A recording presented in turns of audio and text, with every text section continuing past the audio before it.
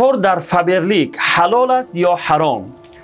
کار در شرکت فابرلیک و امثال آن یا چطور میگویند ستوای مارکتینگ همچنین ترغیب و تشویق کردن دیگران به آن حرام و ناجایز است.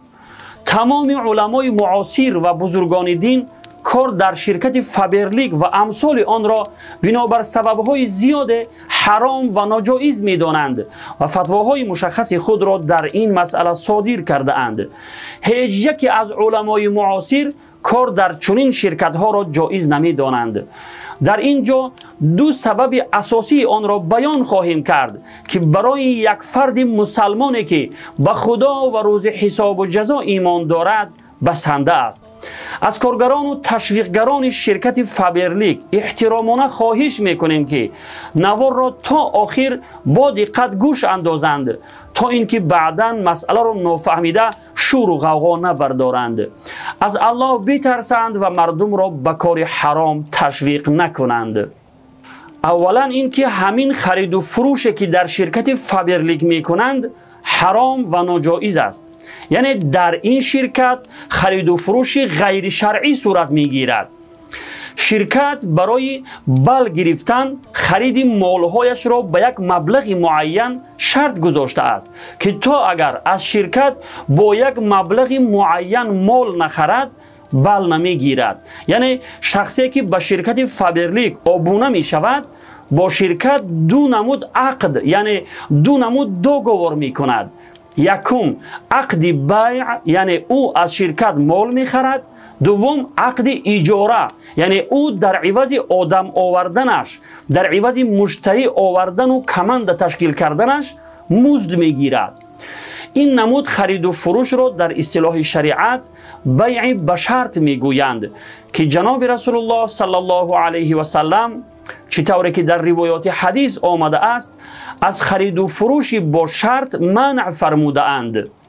بنابراین چنین خرید و فروش با شرط در شریعت ناجایز و پرهیز کردن از آن واجب است. خرید و فروش با شرط در شریعت با بیع فاسد تعبیر می شود، یعنی خرید و فروش ناجایز و ناروا. در تمام کتاب‌های فقه و فتاوای مذهب حنفی آمده است که خرید و فروش چیز با شرط ناجایز و ناروا و پرهیز کردن از آن واجب است. از جمله فتاوای عالمگیری، فتاوای شامی، فتاوای دارالعلوم، بحر الرائق و غیره که در مذهب حنفی معتبرترین کتاب‌های فتوا به شمار می‌روند. ثانیاً این که در این شرکت به طریق غیر شرعی مزد میگیرند، یعنی از حساب دیگران. چگونه؟ خوب گوش اندازید. مثلا من در شرکت فابرلیک آبونه شدم و 3 نفر را آوردم و این 3 نفر 3 نفری دیگر آوردند و آنها نیز 3 نفری آوردند و همین طور به طریق پیرامید کمند خود را تشکیل کردم.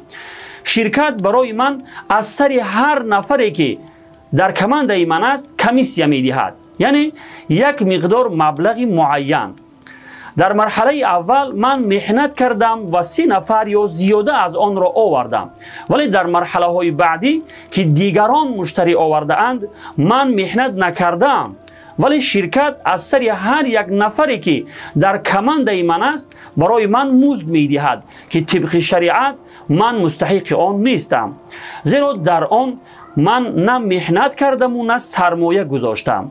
شریعت برای فایده به دست آوردن یک اصول و قاعده گذاشته است که طبق آن فایده‌ای که به دست می آوریم برایمان حلال می شود. برای حلال شدن نفع و فایده‌ای که به دست می آوریم شرط این است که در آن هم محنت باشد و هم سرمایه، مثل خرید و فروش، یا تنها محنت باشد و سرمایه از کسی دیگر مثل مضاربه و غیره. اما اگر در آن نه محنت باشد و نه سرمایه، از روی شریعت چنین نفع و فایده حرام و ناجایز است.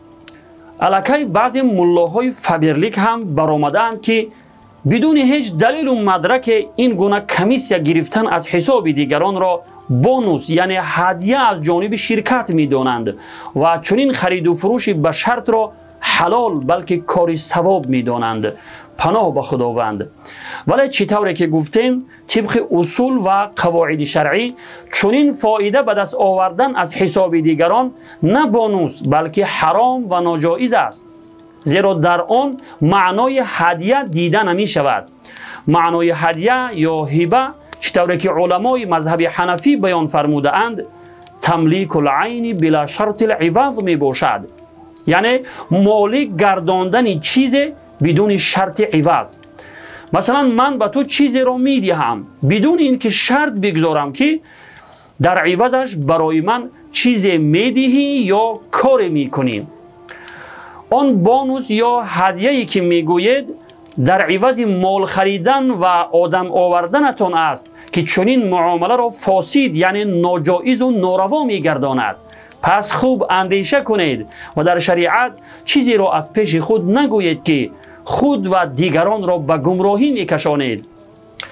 علما و بزرگان دین برای حرام بودن کار در شرکت فابرلیک دلیل های خیلی زیاده از جمله سود و قمار هم بیان فرموده اند که در حرام بودن آنها هیچ شبهه ای نیست. ولی همین دو سببی که برای حرام بودن آن بیان فرمودیم برای انسان هایی که به خدا و روز حساب و جزا ایمان دارند بسنده است. و السلام علیکم و رحمت الله و برکاته.